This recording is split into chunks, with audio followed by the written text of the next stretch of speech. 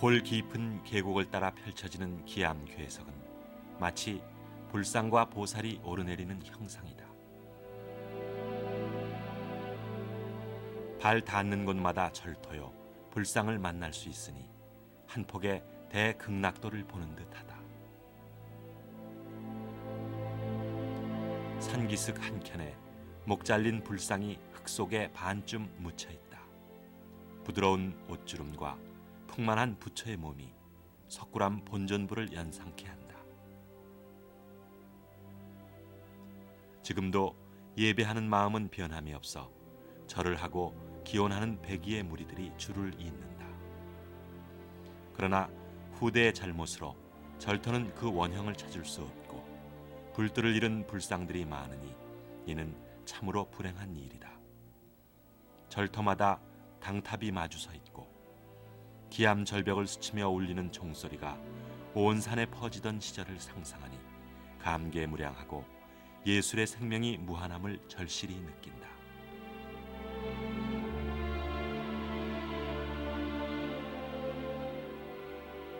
오늘 남산을 찾는 이들도 쇼조우 고깃지와 같이 불국토의 아름다움을 말한다. 폐허가 된 절터, 불길을 잃어버린 불상들이 말해주는 남산의 아름다움.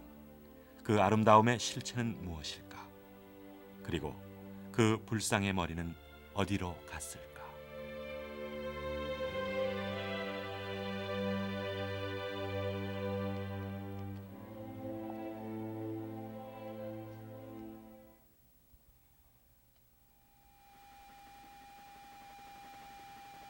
옛 서라벌의 한복판, 2만여 평의 대지 위에 웅대한 자취를 드러내고 있는 황룡사.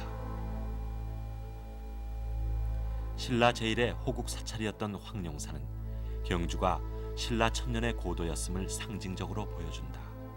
비록 지금 남은 것은 초석들 뿐이지만 그 흔적만으로도 신라인들에게 불교가 차지했던 비중과 당시 찬란했던 불교 문화를 가늠하게 한다.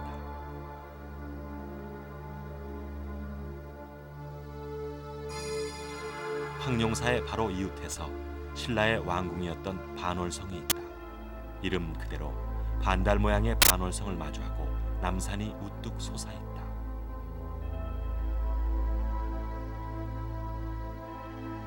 남산은 북쪽 산 한 자락을 반월성을 향해 길게 내밀고 있는데 그 형세가 마치 반월성이 남산을 품고 있는 듯하다. 그 기묘한 형세와 위치로 인해 남산은 신라인들에게 남다른 의미를 지닌 산이 되었다. 신라는 백제나 고구려에 비해 100여 년이나 늦게 불교를 받아들였다. 그러나 그 이전부터 남산에는 박혁거세의 건국 신화를 비롯해 수많은 전설이 있고 남산에서 나란 일을 의논하면 반드시 이루어진다는 이야기가 삼국유사에 전할 만큼 남산은 신라의 성산이었다. 그리고 바위가 많아 일반 백성들에겐 조상신을 모시고 바위에 복을 비는 토속 신앙의 성지였다. 그러나 불교가 공인된 이후 남산은 토속 신앙의 성지에서 부처님이 상주하시는 불국토로 숭배됐다. 신라인들은 골짜기마다 불상을 모시고 절을 지어 남산을 어느 곳에서도 찾아볼 수 없는 부처의 세상으로 만든다. 지금까지 발견된 남산의 불적들은 절터가 129개소, 석탑이 73기에 이른다. 그리고 불상은 높이 1m에서 10여 미터에 이르는 대불까지 모두 99채, 신라시대 모든 종류의 불상을 만날 수 있다. 바위산으로 이루어진 남산엔 모두 34개의 골짜기가 있다. 남산의 골짜기 가운데 불교 유적이 없는 골은 북면의 한두 골짜기뿐 골짜기마다 절토와 불상들이 자리 잡고 있다.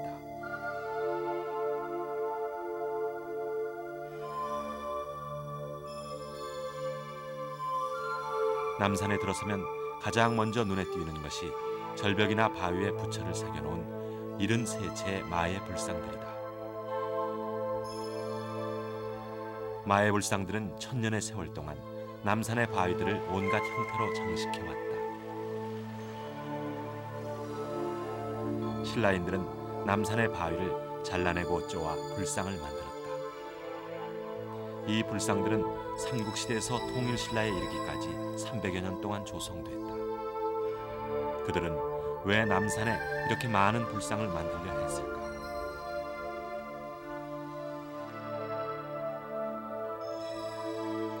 그리고 신라인들은 신라를 동쪽의 부처님 나라, 즉 동방의 불국토로 여겼다.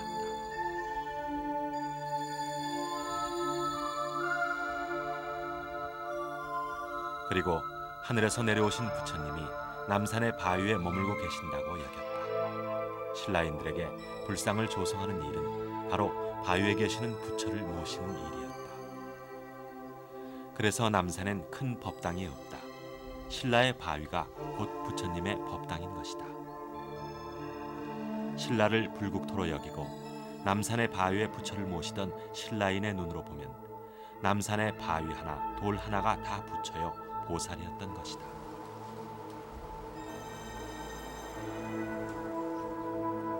그러나 남산의 골짜기를 좀 더 깊이 들여다보면 지금 우리가 볼 수 있는 것보다 잃어버린 것이 훨씬 많음을 알 수 있다. 골짜기마다 자리 잡은 129개의 절터들은 모두 그 원형을 잃은 폐허로 남아있다. 그리고 잃은 세기 가운데 온전한 것이 하나도 없다. 61기 탑이 허물어진 채 방치돼 있다.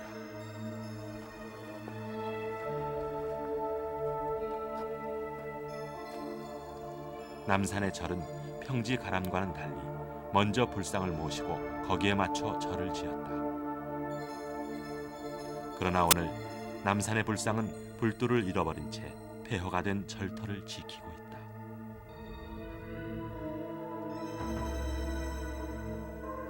머리와 함께 제자리도 잃어버린 이 불상은 섬세한 옷주름과 자태로 보아 매우 뛰어난 불상이었음을 쉽게 짐작할 수 있다.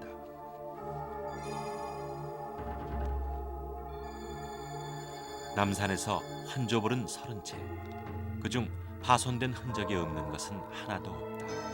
특히 좌불 19채 가운데 한 채만을 제외하곤 모두 목이 떨어진 경험이 있다. 이들 불두를 잃어버린 불상에게는 공통점이 있다. 잘린 면이 무 자르듯 깨끗이 잘렸다는 것이다.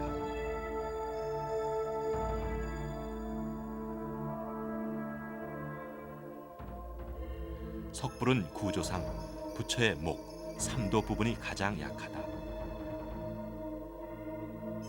금동불이나 철불의 경우는 속이 비어 있고 주조 과정에서 가는 목을 보다 튼튼하게 만든다. 그러나 자연석의 불필요한 부분을 쪼아내며 조각하는 석불은 목 부분이 가장 약할 수밖에 없다.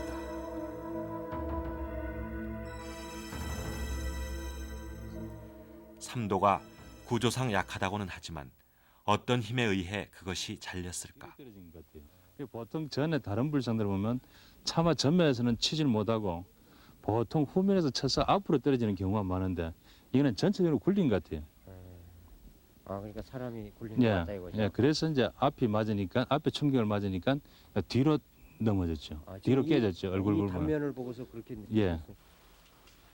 이 석재유물연구원의 말은 어떤 자연적인 힘보다는 인위적인 힘에 의해 불두가 잘렸을 거란 이야기다.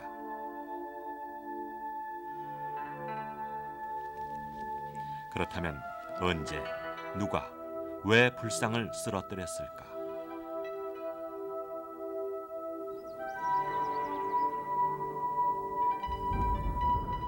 남산에서 제일 큰 불상인 약수골 마의 대불이다. 섬세하고 길고 부드러운 손. 햇빛이 비치면 그림자가 져 더욱 뚜렷하게 보이도록 조각한 옷주름. 크기뿐만 아니라 예술적으로도 뛰어난 불상이다. 원래 끼워놓았던 발 한 짝이 떨어져 나와 있다. 79. 발의 너비가 79cm나 된다. 8m 65 됩니다. 머리를 올려놓았던 자리의 길이는 약 70cm. 60. 이 불상의 크기로 보아 머리의 높이는 약 1.8m 정도로 추정된다. 남산에서 가장 큰 불두가 사라진 것이다. 이 불상의 머리는 어떤 모습이었을까? 그 모습을 안동 제비원 불상에서 엿볼 수 있다. 높이 10m의 자연 암벽에 불신을 새기고 그 위에 부처 머리를 올려놓았다. 머리의 높이는 2.43m. 머리와 몸체는 철줄을 끼워 고정시킨 것이라 한다. 이 불상은 그 부드러운 미소로 널리 알려져 있다. 그러나 불신에 새겨진 조각으로 미루어 짐작한다면 약수 마에데불의 미소가 더 부드럽고 아름답지 않았을까.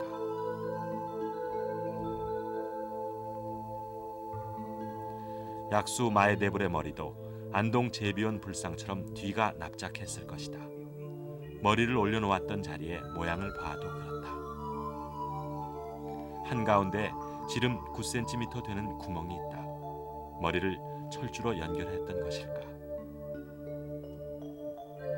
보통 사람 키보다도 컸을 불상의 머리는 어떻게 떨어지게 된 것일까?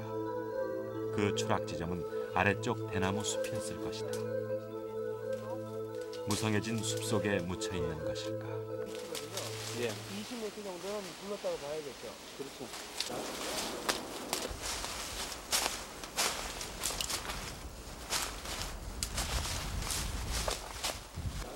잡목숲, 마에데불에서 20-30m 떨어진 지점에 불상의 삼도가 하나 나뒹굴고 있다.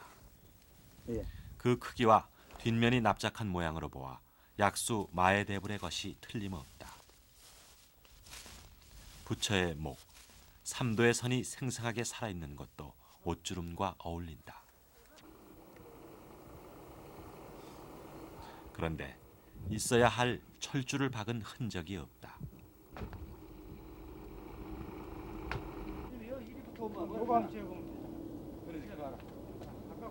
여기에 만약 철줄을 박았었다면은 머리 부분, 그러니까 삼도 부분에도 철줄가 박혀 있어야 되는데 철줄 박은 흔적이 없다는 것은 아무리 생각해도 아마 여기는 철줄을 박았을 가능성보다는 다라니경이라든가 이와 같은 어떤 유물을 안치를 했었을 가능성이 더 많지 않겠느냐. 지붕을 세워 빗물이 스며들지 않도록 했던 흔적은 그 가능성을 더해준다.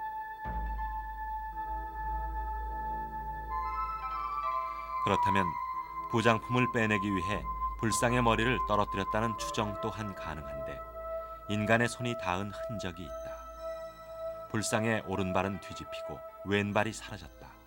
이 또한 도구를 위해서였을까? 남산의 불상 중 도굴로 인해 훼손을 당한 확실한 증거가 있는 불상이 하나 있다. 용장골의 삼륜 좌불이다. 둥글고 넓은 반석 3개를 탑처럼 쌓아올린 불상 대좌는 매우 독특한 것이다. 온맵시 역시 특이해 불상 전문가들도 그 얼굴을 상상하기 어렵다 한다. 1940년 조선 총독부에서 펴낸 경주 남산의 불적에 따르면 이 불상은 도굴로 인해 적어도 2번 이상 쓰러진 것으로 기록돼 있다. 1923년에 발견되었을 당시 이미 불상의 머리는 없었다.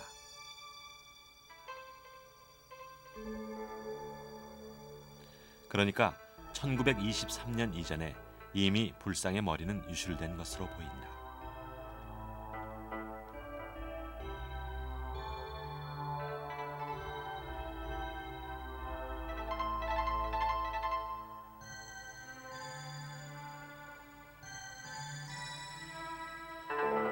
삼륜좌불 뒤편의 바위에 도굴에 대한 명문이 새겨져 있다.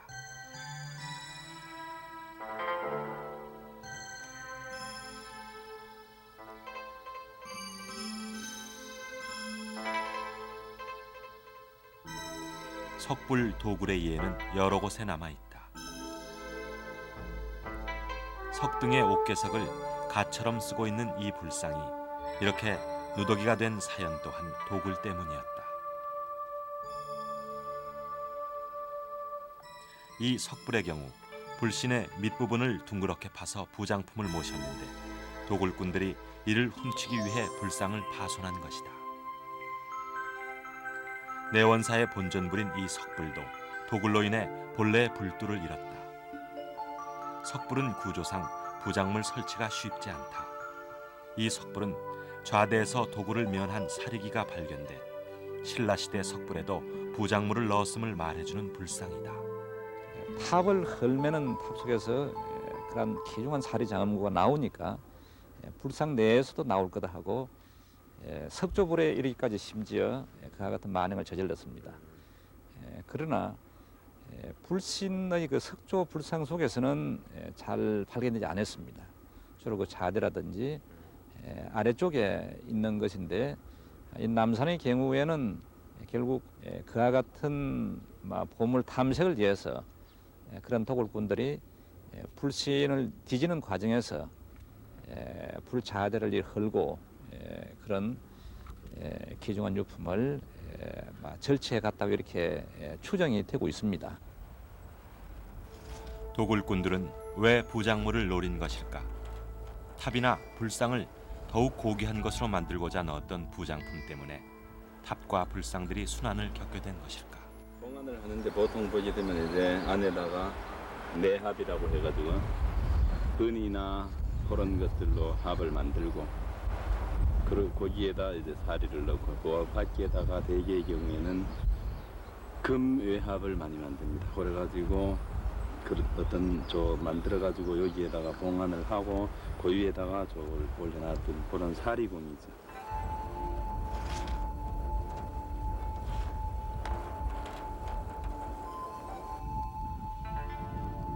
불교 유물을 노리는 도굴꾼들의 1차 목표는 사리탑과 탑들이었다.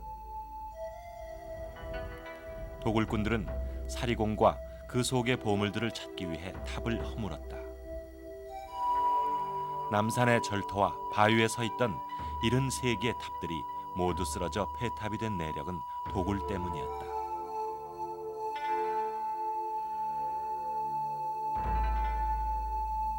한말을 거쳐 일제 강점기로 넘어오면서 도굴의 폐해는 더욱 극심해진다. 그리고 신라 천년의 고도 경주는 문화재 수탈의 중심지였다. 내가 그 시에 경주박물관에 내가 좀 근무를 할 때에 그때 박물관장이 대판 김태령이라고 그 사람이 그 관장을 하실 때인데 여기 저 황복산 황복사지라고 있습니다. 그 탑을 이래 해체를 해가지고 탑을 쫙 얹었거든요. 그럴 적에 그 사리공에서 나온 유물이 하나 행방불명이래요. 그게 애들 하다고 지금까지도. 경주 박물관 초기 관장을 지낸 일본인 모로가의 글에 이런 대목이 있다. 모 고관이 석굴암을 순시하고 간 뒤 대리석 사리탑이 자취를 감췄다. 모 고관이란 2대 조선 통감 소내였다.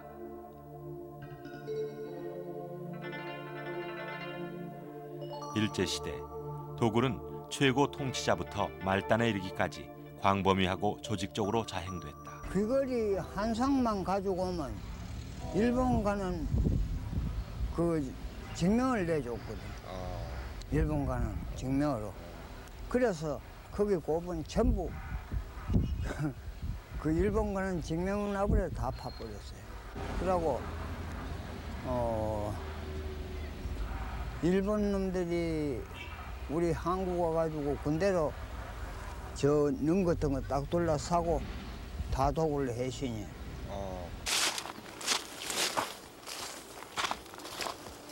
도굴을 통해 남산의 불상은 어떻게 머리를 잃게 됐을까 하는 의문에 한 가지 분명한 답을 찾을 수 있다. 석탑과 마찬가지로 석불에도 행해진 도계 과정에서 불두가 잘려나간 것이다.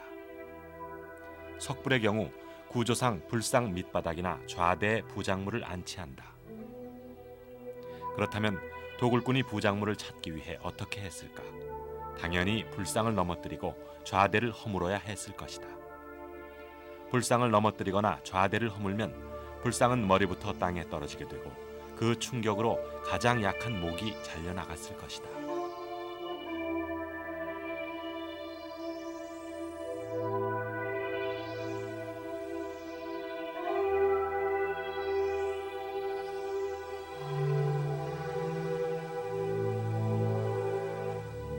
이 석불은 지금은 좌대를 갖추고 있지만 반세기 전의 모습은 이 불상이 어떻게 머리를 잃게 됐는지를 잘 보여준다.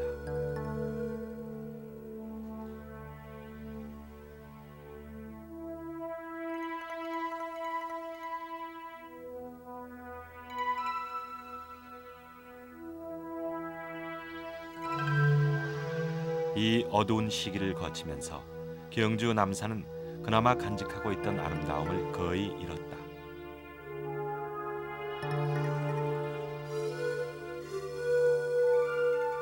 그러나 남산의 불상 모두를 도굴로 설명할 수 없다. 남산의 좌불 19채 가운데 넘어졌던 흔적이 없는 불상이 하나 있다. 냉골 가파른 절벽에 모셨던 이 불상은 1917년 당시 조선 총독부 박물관으로 옮겨져 지금은 국립박물관에 보관되고 있다. 도굴의 만행을 모면하고 천년세월 남산을 지켜봤던 이 불상의 얼굴에서 경주 남산의 순환사를 읽을 수 있다.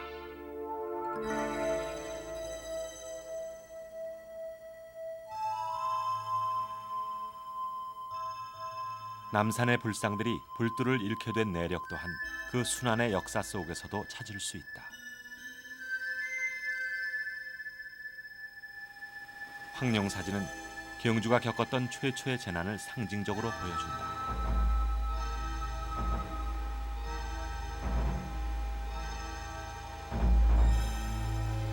(1238년) 고려를 침입한 몽고군이 경주까지 휩쓸고 지나갔다. 이때 건물들은 물론이고 바닥 면적만 150평, 오늘의 20층 건물보다 높은 거대한 9층 목탑이 불탔다.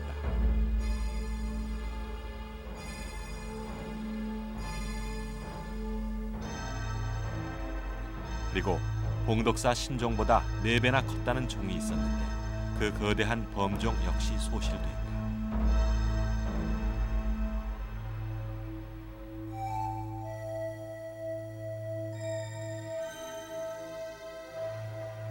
몽고군 이후 가장 큰 외적은 바다를 건너온 왜구였다.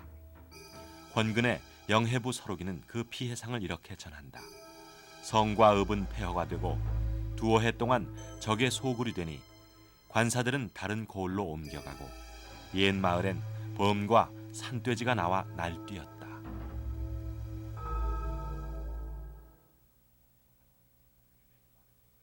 또한 하륜의 일화는 이렇게 적고 있다.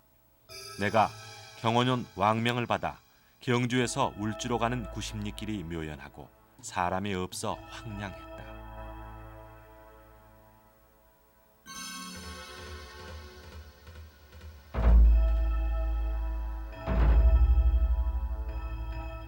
외적의 침입 중 가장 큰 것은 임진왜란이었다.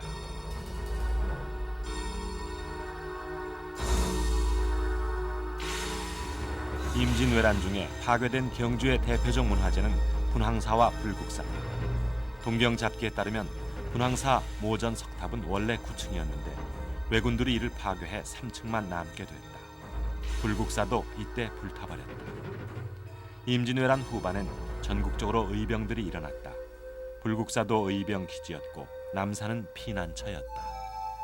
피난 경주에서는 지리적인 위치에서 가장 먼저 피난하는 곳이 남산입니다. 그 다음에 주위에 있는 좀 깊은 산들인데 그 외병들이 그걸 따라가요. 그 피난민들을 추격해 가서. 그래서 노략질을 하고 불을 지르는 게 많거든요. 그 이제 그런 예는 황룡골이라고 그 동대봉산 그 일맥인 황룡골에도 그 황둔사라는 절이 있었어요. 그 불타고 남산도 그 다름없어요. 그러니까 남산 골짜기마다 사람들이 달아나서 은신하니까 그들을 찾아서 일본 병들이 가서 이제 그 사찰이 있으면 파괴하고 하는 거죠. 전란 중 남산은 피난처이자 의병들의 활동 거점으로 전투를 했던 기록이 있다. 외에 밀려서 관군과 의병의 일단이 남산으로 후퇴를 합니다. 그래서 남산에서 일대 격전이 이루어지고 특히 의병장의 김득복이라는 사람의 그 동엄 실기에 보면 남산에서의 격전이 대여섯 차례 벌어지고 있다는 것입니다. 남산에 의병이 있었다면 그 근거지는 사찰이었을 것이다. 그리고 대여섯 차례나 전투를 치루었다면 많은 절들이 파괴됐을 것이다. 건물은 불타고 석조물만 겨우 남았을 것이다.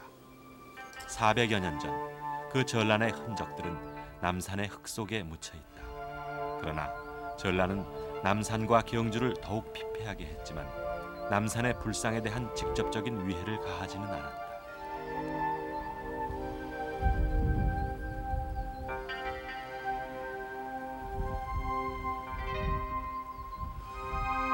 우리 불교사의 가장 큰 충격, 불상을 부수는 대사건은 조선의 개국과 함께 비롯됐다.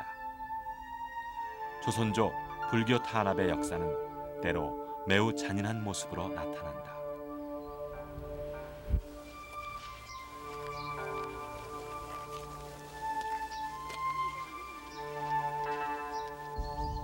신라시대의 대표적 거찰인 분황사. 1965년 12월 분황사에선 우리 불교 미술사에서 그 유래를 찾을 수 없는 일이 일어났다.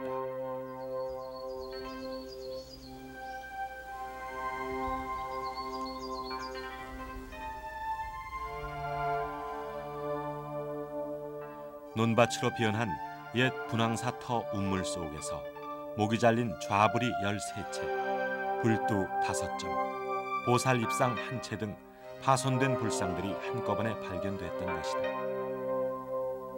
직경 2m 정도 되는 돌로 쌓은 그 우물에 그 부처님들이 나오기 시작을 하는데 역시 그 사형수들을 청사를 시키고 그다음에 그 시체를 한 구 한 구 쌓아서 놓았듯이 모두 13개의 그 석불이 위아래로 차곡차곡 쌓여 있었습니다.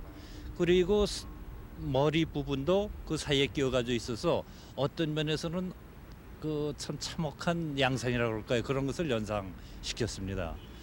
그래서 불상들을 가만히 보니까는 그 머리 부분하고 몸 부분하고는 다 따로따로 띄어져 있었고 또 몸체 부분에서는 상당히 상처난 부분도 있었기 때문에 이러한 것이 어떠한 잘 모시려고 하는 것이 아니고 어떠한 위급한 상황, 급박한 상황 하에 이 석불들을 갖다 한 군데 갑작스럽게 모아서 버린 다음에 폐기한 다음에 그 위에다 흙을 덮어버린 그러한 양상으로 생각이 되는데 이러한 양상이 일어날 수 있는 것은 역시 그 이조 시대 때의 그 배불 사상이 풍미했기 때문에 그러한 연유에서 이러한 석불들을 전부 한 곳에 폐기시킨 것이 아닌가 이렇게 생각이 드는군요.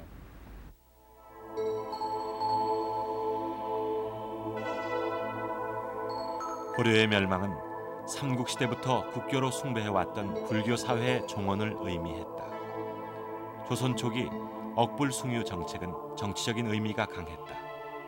유교가 새로운 국가 건설에 맞는 새로운 이데올로기였다면 불교는 타파해야 할 구시대의 권력 집단의 상징이었다.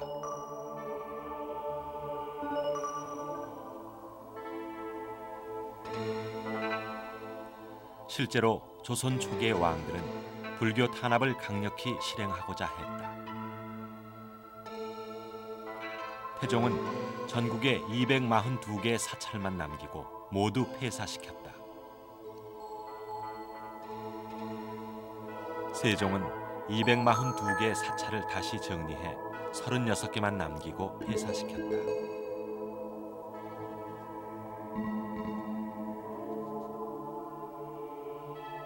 조선조 이전에는 감히 불교를 파손한다는 것은 있을 수가 없는 거죠. 그건 바로 불교 국가이기 때문에 불교가 완전히 전 국민의 신앙화가 되어 있기 때문에 전혀 폐부를 한다든가 불상을 파손한다든가 절에 있는 뭐 물건을 가져온다든가 이런 것은 있을 수가 없는 사실이겠죠. 근데 조선조 시대가 되면은 억불숭유 정책에 의해서 일부러 그 선비들이 이제 파손을 시키고 절에 가서 여러 가지 사건이 많이 일어납니다. 손님들한테 이제 술을 가져오라, 고기를 가져오라 그렇게 해가지고 거기에다 시회 같은 거를 크게 열어가지고 주지 육림에 빠져가지고 절에다가 그런 예는 굉장히 많습니다. 성종 5년 인수대비가 만든 불상을 유생들이 빼앗아 불태웠으나 유생들을 벌하지 않았다.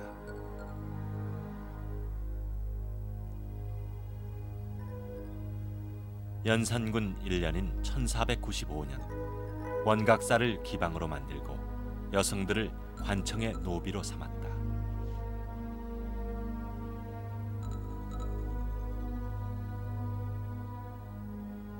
중종 7년 흥천사 흥덕사의 큰 종과 불상을 녹여 무기로 만들었다. 중종 13년 도성 내 여승 사찰을 폐사하고 불상을 헐었다.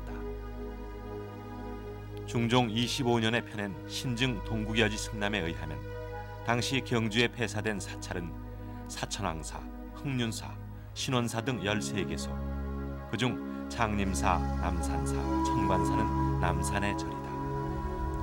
폐사는 조정의 명에 따라 조직적이고 대규모로 행해졌으나 불상 파괴 역시 그런 식으로 행해진 흔적은 없다. 그러나 무자비하게 파괴된 남산의 몇몇 불상은 조선조 불교 탄압의 단면을 보여주는 듯하다. 상체만 남아있는 이 석가열의 입상은 불신이 내동강으로 파괴된 것이다.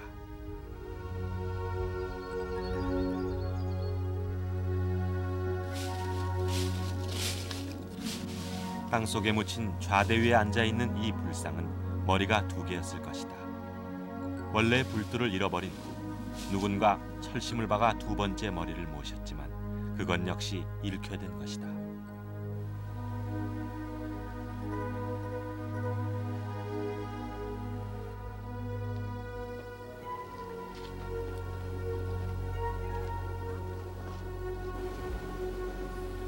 이 불상은 바로 옆 계곡에 뒹굴고 있는 것을 대학생들이 발견해 지금 이 자리에 모신 것이다. 섬세한 옷주름과 당당한 품. 그러나 신라 전성기의 이 명품도 불신이 이곳저곳이 깨어져 나갔다.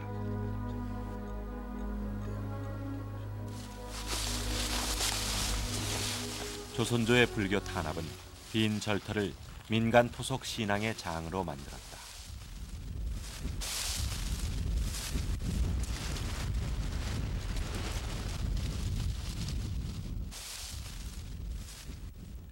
절터 주변에는 깨진 불상의 파편과 광배 조각들이 여기저기 흩어져 있다.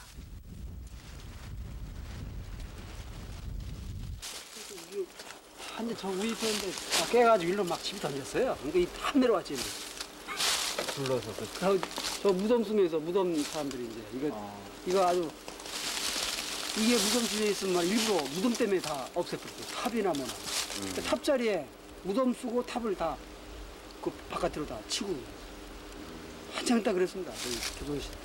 아 조선시대 예, 때부터. 예. 이거 있으면 안 나쁘다고 일부러 치운 거예요. 이게 또 이제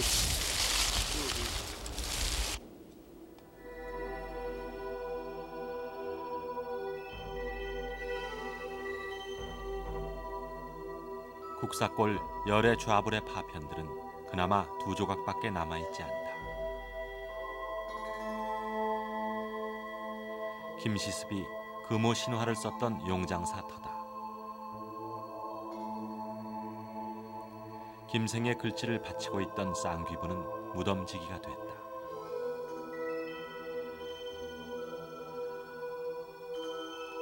불상을 치우면서까지 절터에 무덤을 쓰게 된 까닭은 무엇일까? 승려들은 요새로 말하면 원서를 읽을 줄 알았어요. 한서를 읽었거든요. 승려들이 풍수서를 읽어가지고서 그 풍수서리에서 좋은 자리에다가 뭐다 거찰 대사를 지었어요. 그러니까 절터는 뭐다 풍수적으로 좋은 자리라고 봐야 할게요. 이제 그러한 불교가 시대의 변화에 따라서 쇠퇴하게 되니까 자리는 명당 좋은 자리고 하니까 거기 말하면 이제 조상이 무덤을 쓰고자 하는 인간의 움직임이랄까 생각이 있었겠죠. 그래서 풍수상으로 좋은 절터 자리에 절이 폐사가 되면은 인간이 무덤이 들어가는 그런 현상이 빚어졌다고 봅니다. 기암 괴석이 많은 남산은 신라인들이 불국토를 이루기 이전엔 바위 신앙, 토속 신앙의 성지였다. 불교를 받아들인 후엔 바위에 부처를 모셔 예배하고 기원했다.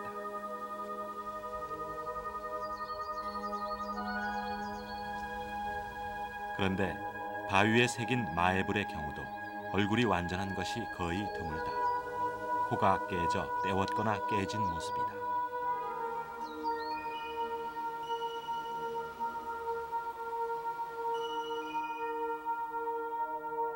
불상의 코가 깨졌다는 것은 바로 누군가 손을 댔다는 것을 의미한다.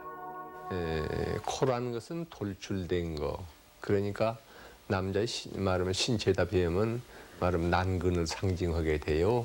뭐 노래에도 뭐 누님은 코가 커서 좋겠네 이런 뭐 노래도 있습니다만은 그래서 코를 갈아서 먹으면은 수태를 한다, 임신을 한다는 것이죠.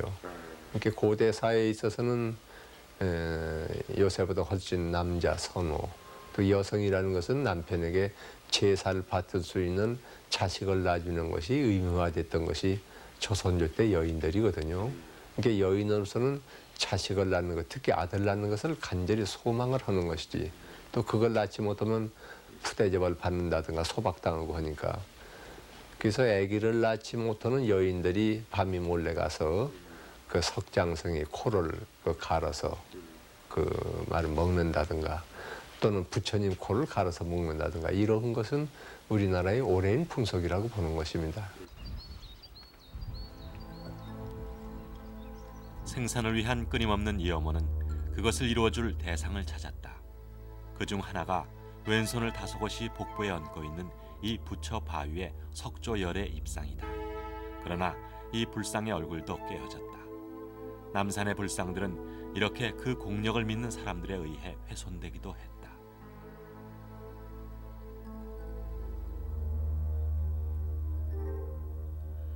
그리고 남산의 절들은 폐허가 됐다. 불국사도 폐사의 위기에 처한 적이 한두 번이 아니다.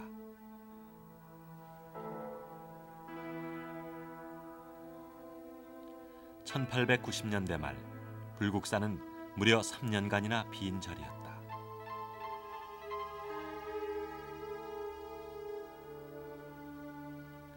석굴암의 존재도 19세기 말에는 토함산 속에 큰 석불이 묻혀 있다는 소문으로만 떠돌았다. 1907년 한 우체부가 발견했을 때까지 전국을 샅샅이 뒤지고 있던 일제문화재 조사단도 이를 몰랐다.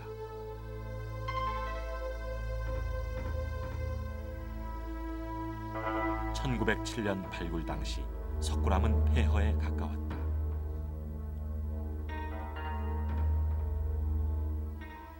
봉독사는 자갈밭에 묻히고 종은 풀 속에 버려졌으니 아이들이 돌을 차고 소는 뿔을 가는구나. 매월당 김시습의 눈에 비친 봉독사의 황량한 모습이다.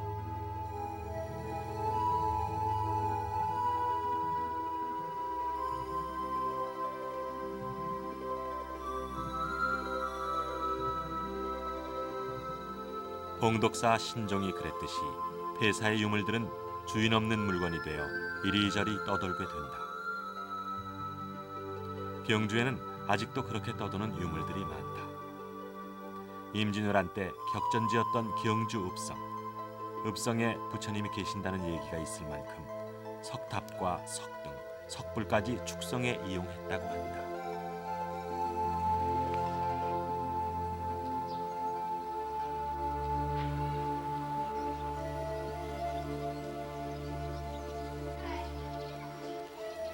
조선 태조의 영정을 모시던 집경전이다. 석등의 기둥석과 절터의 기반석이 쌓인 것이다.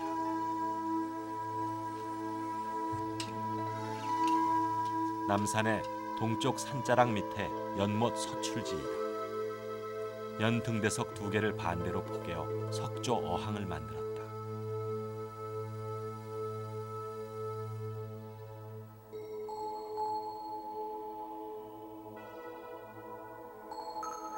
이게 지금 석등 밑에 돌이고요. 그 다음에 요 돌은 주춧돌로 쓰기 위해 가지고 써놨는 거고요.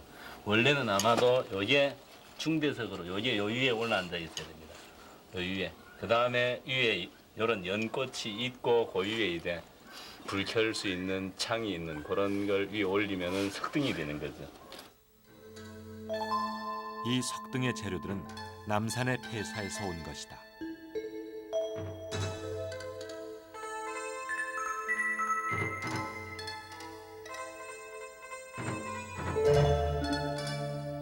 일제시대 때만 해도 경주의 부잣집 뜰에는 을의 석등이나 석탑재들이 정원의 장식으로 즐비했고 지금도 그런 집들이 적지 않다.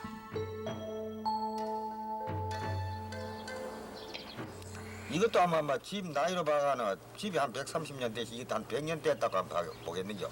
그래갖고 이게 여기 다 집이 있었는데 여기 나악한 집인데 와 이래 되는 거 아니잖아. 여기 불이 나쁘고 여기 전부 떠닫고 개화는 전부 여기 몇 개가 여기 재놔놓고.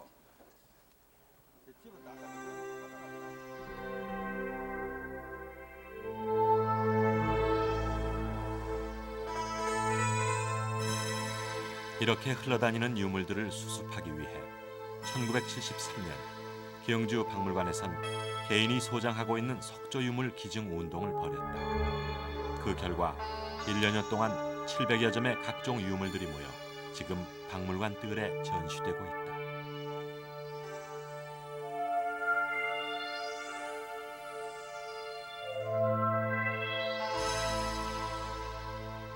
그 즈음 박물관에 머리 없는 불상들 중 우연한 기회에 불두를 찾은 불상이 한 채 있다.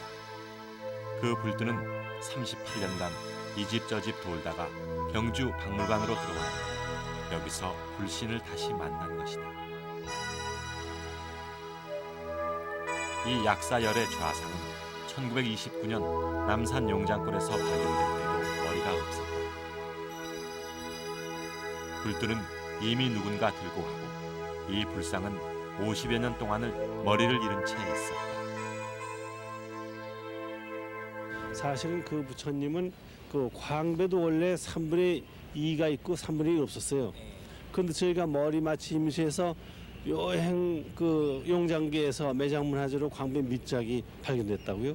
그래서 저희가 이제 이사하면서 그 부처님을 그 완전히 그 다 찾아서 그 저희 그 약사열의 입상에 광배를 갖춘 완전한 입상이 됐죠.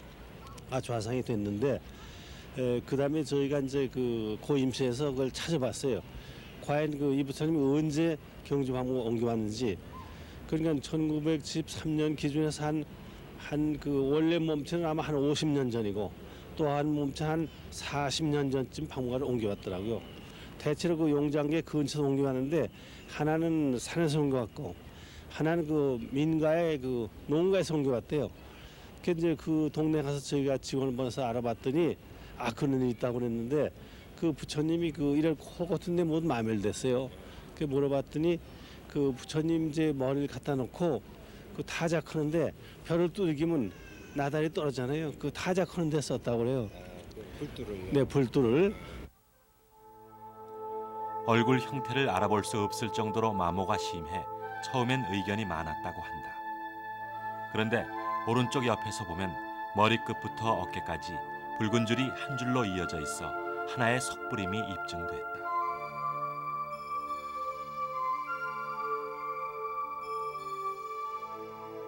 반면 불두만이 발견돼 박물관으로 옮겨진 경우도 있다.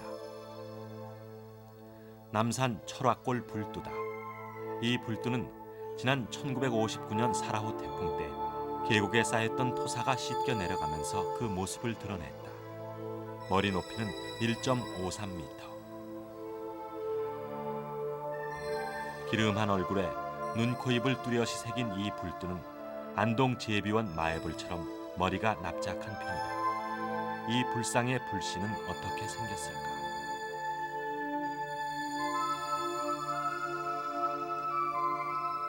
먼저 불두가 발견된 계곡을 따라 이 불상을 모실 만한 절터가 있는지 찾아보았다. 철학골 외철학골이라고 하고 요 뒤가 내철학골입니다. 지금 보이는 저기 펑퍼지만 저곳이 이제 절터입니다. 그리고 경사 급하죠. 그래서 내려가고 있습니다.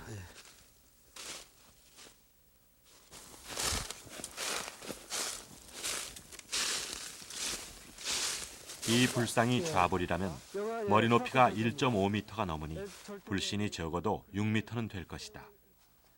입상이나 머리를 따로 만든 마의 대불이었다면 10m가 넘는 거대한 불상이었을 것이다. 돌고 흙을 그러나 이용한 거 보니까 절터에는 이 불상이 앉았을 만한 흔적은 없다.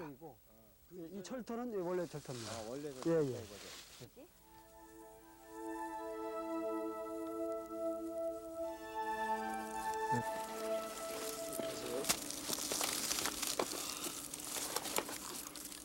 그렇다면 이 불상은 바위에 불신을 새기고 머리를 얹은 마애불이었을 가능성도 있다. 그러나 철학골에서는 아직까지 마애 대불이 발견되고 있지 않다. 이 바위도 이게 높이 솟기 때문에 여기 또 앉힐 가능성도 있습니다. 한번 확인해 볼게요. 머리를 얹을 만한 바위를 찾았다. 예. 이런 게 뭐, 이런 게 나오면. 아 여기 넓은데요.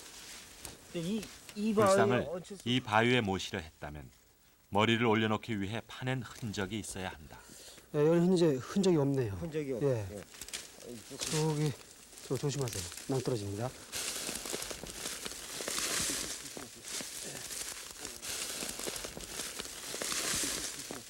계곡을 굽어보고 서 있는 높은 바위가 하나 있다.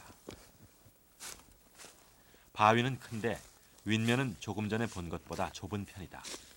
낙엽과 풀이 쌓여 있다.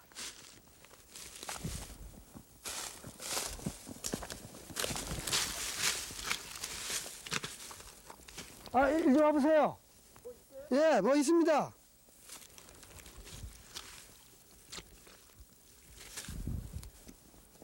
여기 뭐가 있습니다. 가보세요. 이거 뭐 발견했습니다.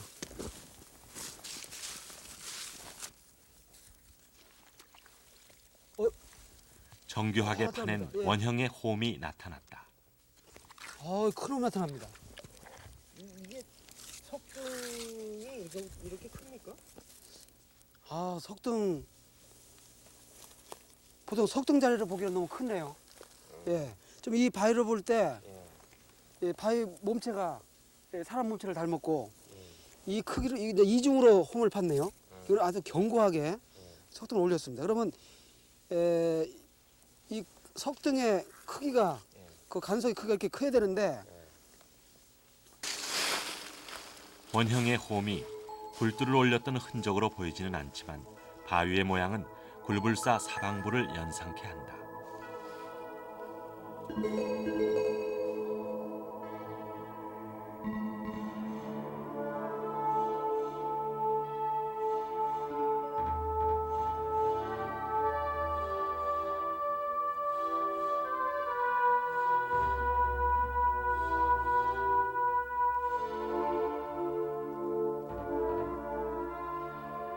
굴불사 3존불 가운데 본존불은 자연 바위에 불신을 새기고 그 위에 불두를 올려놓은 것이다.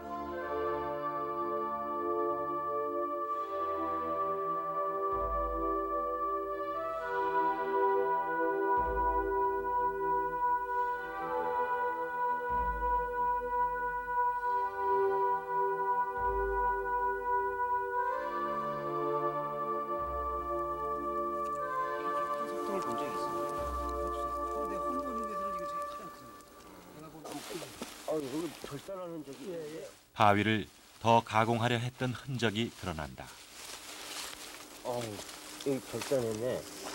이게 언제 절단한 것 같습니까, 이거?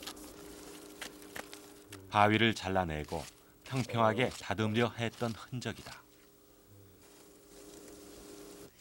이게 참 보통 작업이 아니죠. 예전에 이걸 징을 넣어가지고 이거 잘라내는 것은 대단히 어려운 건데 저거서부터 쭉 오면서 이걸 잘라내고 평탄 작업을 한 다음에 여기에 자리를 만들었네요. 이런 48, 그러나 이 둥근 홈은 철학골 대불두가 놓였던 자리는 아니었다. 전문가들은 석등이 놓였던 자리로 추측한다.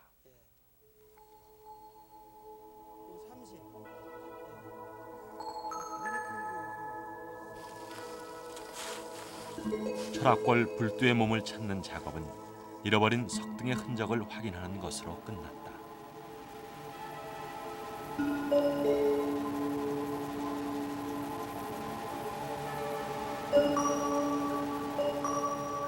지금까지 우리가 아는 19채의 좌불들과 머리를 찾을 수 없는 15채의 불상은 남산이 이룬 것 중 극히 일부에 지나지 않는다.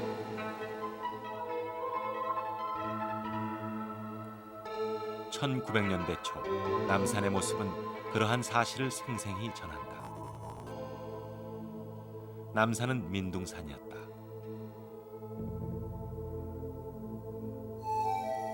전란과 폐사 그리고 도굴로 이어지는 순환의 역사 속에서 남산의 불상과 유물들은 파괴되고 버려졌다.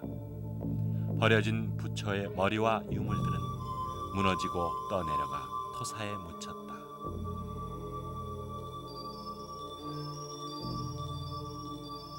그것이 남산의 불도를 찾지 못하는 내력이다.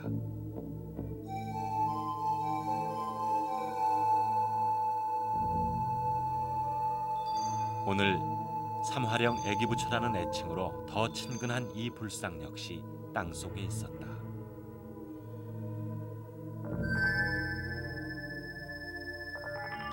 남산에서 잃어버린 많은 것들은 세월과 무관심 속에 그대로 남산에 묻혀 있다.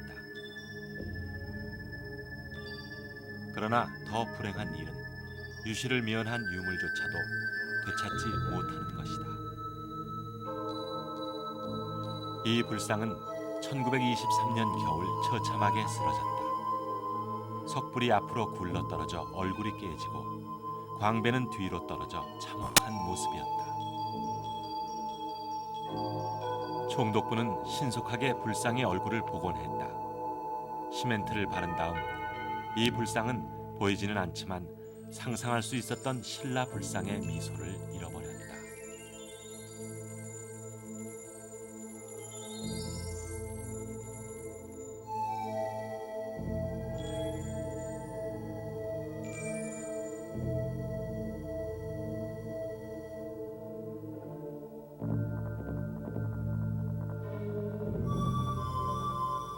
오늘도 남산에서는 조금만 관심을 갖고 찾으면 계속 유물이 나타난다.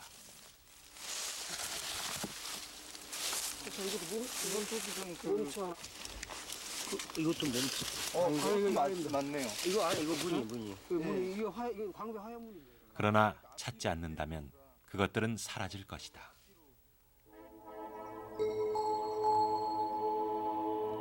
일제시대 사진 속에는 이 불상의 머리가 있다.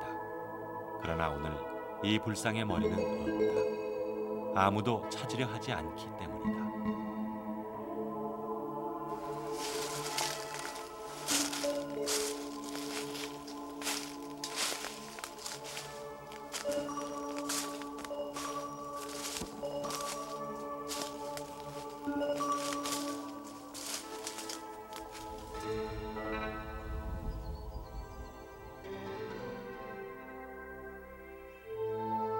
경주 남산 보리사 석가열의 좌상은 남산의 본래 모습을 보여준다.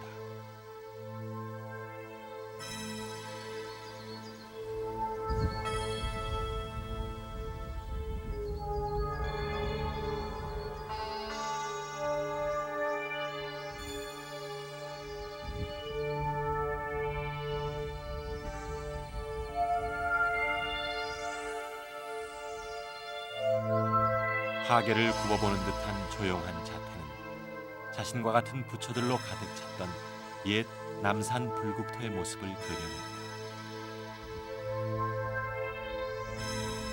그리고 오늘의 남산이 가장 퇴락하고 부서진 모습임을 보여준다.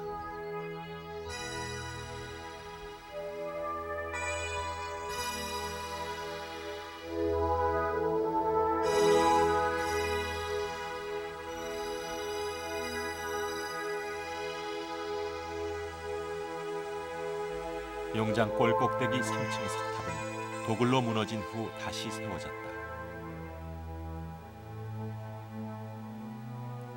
바로 아래 삼륜 좌불은 아직도 머리를 찾지 못하고 있다.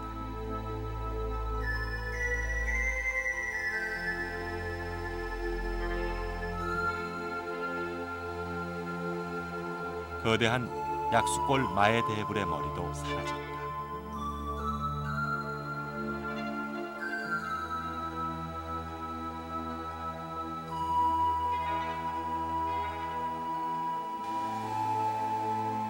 삼화령 꼭대기 연화 좌대에 앉았던 석굴암 본전불 크기에 붙여도 자취를 알 수 없다.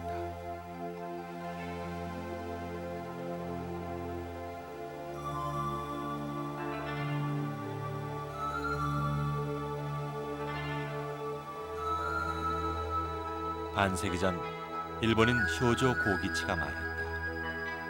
후대의 잘못으로 절터는 원형을 찾을 수 없고 머리 잃은 불상들이 많으니 참으로 불행한